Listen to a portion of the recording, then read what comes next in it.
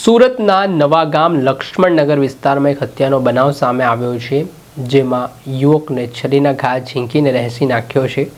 શું ખુલાસા કરી રહ્યા છે આ મામલે સ્થાનિક એસીપી વિગતે વાત કરી.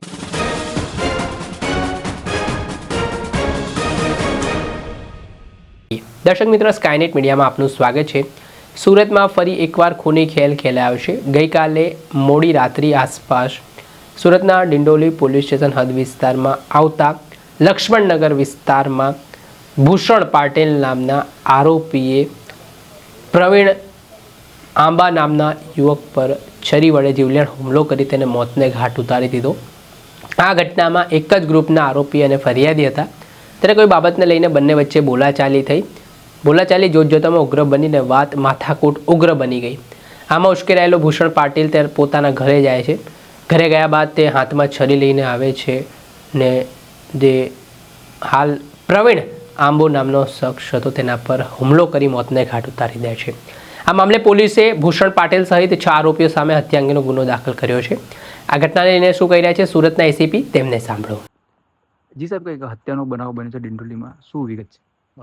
ડિંડોલી પોલીસ સ્ટેશનમાં લક્ષ્મણનગરમાં એક 29 તારીખ અને 30 તારીખની રાત્રે લગભગ 12:30ની આસપાસ એક ખૂનનો બનાવ બનેલો છે.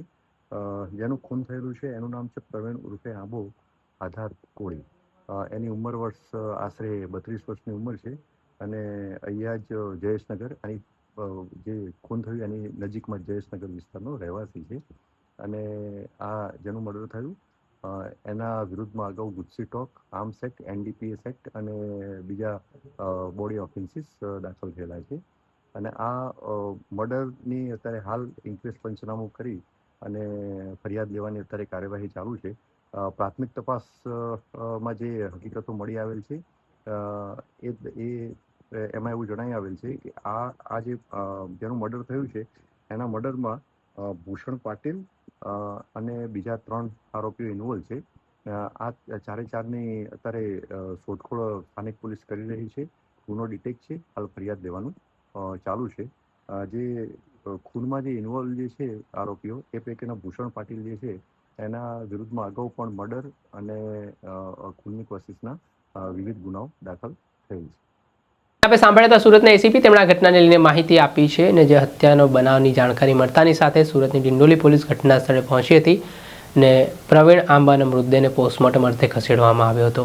હાલ આ બાબતે પોલીસે હત્યા અંગેનો ગુનો નોંધી આરોપીઓને પકડવા માટેના તપાસના ચક્ર ગતિમાન કર્યા છે. દર્શક મિત્રો, આવી જ ક્રાઇમ સ્ટોરી જોવા માટે સ્કાયનેટ મીડિયા જોતા રહો, લાઇક કરો અને વધુમાં વધુ શેર કરો.